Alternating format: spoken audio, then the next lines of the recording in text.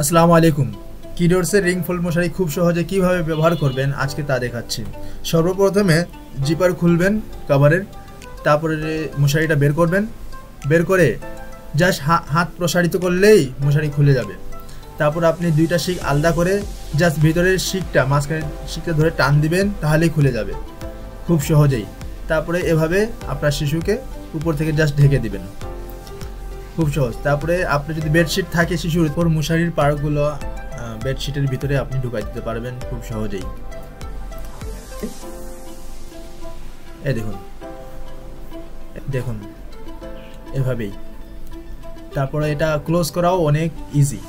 Just আপনি দুই পাশে শিকটা ধরবেন, হ্যাঁ, ধরে হাতে নেবেন প্রথমে, তারপরে মাঝখানে শিকটা ধরে জাস্ট ভিতরের দিকে ঠেলা দিলেই জাস্ট হয়ে যাবে এভাবে। তারপরে দুই পাশ দিয়ে এরকম চাপ দিলেই গোল হয়ে ফোল্ড হয়ে যাবে। এই দেখেন, ভালো করে দেখেন, দুই পাশ দিয়ে চাপ দিবেন শিকটা, তাহলেই এটা ফোল্ড হয়ে যাবে, বৃত্ত হয়ে যাবে। তারপর কভার নিয়ে খুব সহজে ঢুকাবেন ভিতরে, ঢুকাই দিয়ে, হ্যাঁ, এভাবে দেখাচ্ছি।